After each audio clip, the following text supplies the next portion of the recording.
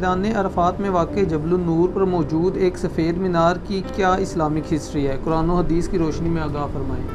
قرآن و حدیث میں اس کی کوئی اسلامک ہسٹری نہیں آئی ہے، لوگوں نے بنا لی ہے۔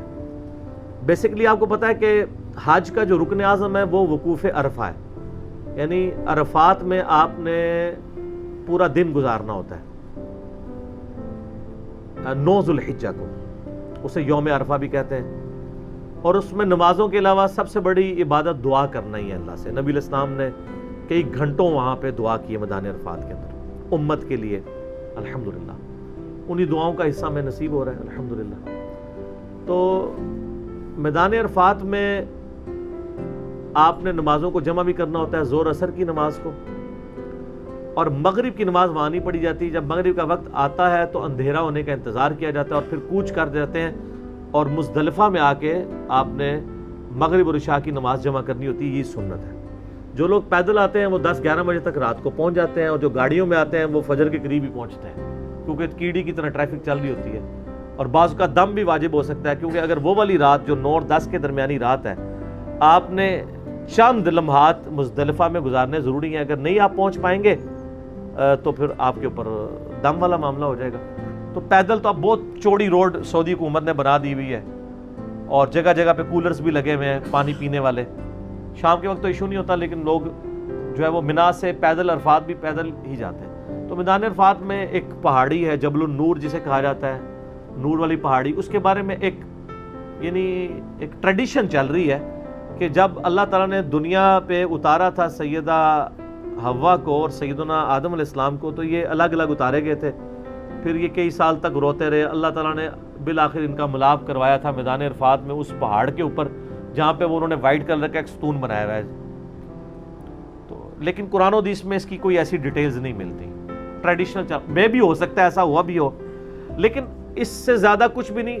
ہمیں اس کے بغیر ہی ہم اس کو دعا کی قبولیت کی جگہ سمجھتے ہیں، کیونکہ ہمارے نبی علیہ السلام نے میدان عرفات میں اس پہاڑ پہ کھڑے ہو کے امت کے لیے دعائیں کی ہیں۔ نبی علیہ السلام کی نسبت کی وجہ سے ہم شاعر اللہ میں سے سمجھتے ہیں اس کو، باقی وہ ستون کے ساتھ جو امت نے کیا ہے نا، پھر آپ ستون کو آپ کو دور سے تو سفید نظر آ رہا ہے، جب آپ پاس جاتے ہیں نا اس پہ آپ کو ہزاروں لوگوں کے نا مارکر اور بال پوائنٹ سے نام لکھے ہوئے نظر آئیں گے، کالا سیاہ ہوا ہوا ہے، اور لوگوں نے یہ عقیدہ بنا لیا کہ جس کا نام اس کے اوپر لکھا گیا نا وہ بخشا گیا۔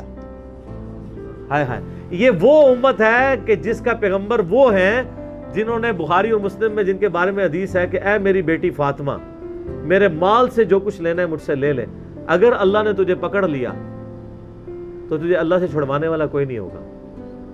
اور وہ بیٹی جس کے بارے میں بخاری مسلم میں آتا ہے کہ وہ جنتی عورتوں کی سردار ہے۔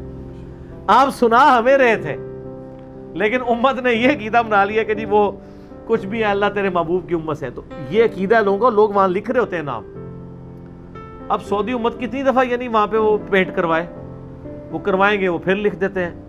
عام دنوں میں بھی لوگ جب زیارتوں کے لیے جاتے ہیں، عام دنوں میں تو وہاں پہ رش ہی نہیں نہ ہوتا، تو جو لوگ عمرے کے لیے جاتے ہیں ادر دین حج کے دنوں کے، تو وہ ٹیکسی والے وہاں بھی ماشاءاللہ پاکستانی ہیں ٹیکسی والے، وہ ساری بدعت جو نسل در نسل انہوں نے سیکھی ہوئی ہے نا وہ آگے ٹرانسفر کرتے ہیں، پھر وہاں لے کے جاتے ہیں کہ جی اوتے جا کے نام لکھ کے آؤ۔ لوگ بڑے خوش ہو کے نام لکھ کے آ جاتے ہیں۔ ان چیزوں سے کوئی فرق پڑتا ہے؟ اس کو آپ اس سے ہی سمجھ لیں۔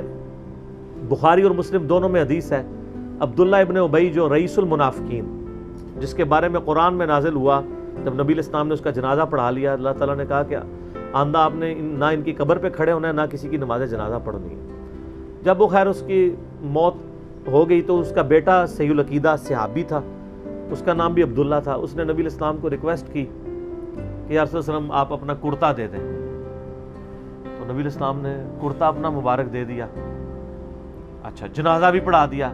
دنیا میں اس سے زیادہ کو خوش نصیب ہو سکتا ہے کہ جسے کفن حضور کی قمیض میں دیا جائے، جنازہ اس کا نبی علیہ السلام پڑھا رہے ہوں۔ اور اس سے بڑھ کے صحیح مسلم کے الفاظ ہیں، جب قبر میں اتارنے لگے تو حضور نے اپنا لعاب دہن بھی اس کے منہ میں ڈالا، لیکن اینڈ رزلٹ یہ ہے کہ وہ دوزخ کے سب سے نچلی گھاٹی میں ہے۔ اور قرآن میں سورہ توبہ میں آیات ہیں، اے نبی آپ 70 دفعہ بھی ان کے لیے دعا کریں، اللہ قبول نہیں کرے گا۔ اگر نسبتوں سے کوئی فرق پڑتا، صرف نسبتوں سے، برے کرتوتوں کے ساتھ، تو اس کو پڑھ جاتا۔ ہاں عمل ٹھیک ہو پھر نسبت فائدہ دے گی، پھر حسن و حسین ہی جنتی نوجوانوں کے سردار ہے، پھر فاطمہ ہی جنتی عورتوں کی سردار ہے۔ نسبت کا فائدہ ہے جب آپ کے عمل بھی درست ہوں۔ کیونکہ اللہ تعالیٰ نے تو بنی اسرائیل کو انی فضلتکم علی العالمین کہا، پھر بنو اسماعیل کو جان والوں پہ فضیلت دی، وہ اپنی جگہ ہے، لیکن نسبت اور اعمال دونوں پیرلل میں. یہ نہیں ہے کہ صرف نسبت لے کے کوئی چل رہا ہو، جب تک اعمال نہیں ہوں گے تو ایکسیپٹیبلٹی نہیں ہوگی. تو یہ جبل النور کے بارے میں جو عقیدہ ہے یہ سب کا سب یعنی ایک قصے کہانی ہے، چل رہا ہے، کوئی سے فرق نہیں پڑتا. اگر یہ ہو بھی جاتا دین واٹ؟ جبل النور کا مقام خانہ کعبہ سے تو زیادہ نہیں ہے. اس کو اللہ نے کہا کہ ان اول بیت وضع للناس ببکۃ مبارکہ، پہلا گھر جو اللہ تعالیٰ نے مخصوص کیا تھا کہ وہاں پہ اللہ کی عبادت کی جائے وہ ہے جو بکہ، شہر مکہ کے اندر ہے. ہدی للناس ہے، وہ ہدی للعالمین ہے وہ، ٹھیک ہے جی. اس گھر کا حج مسلمانوں پہ فرض کیا گیا، اس سے زیادہ. لیکن وہاں پہ بھی اگر کوئی کھڑا ہو جائے تو اپنے اعمال کے مطابق ہی اٹھایا جائے گا، جب تک اپنے اعمال صحیح نہیں کرے گا. تو یہ عقیدے اس طرح کے بنانا یہ جذباتی ڈاکٹرائن ہے، اس کا قطعاً کوئی اس سے تعلق نہیں ہے جو لوگوں نے چیزیں یعنی جوڑ لی.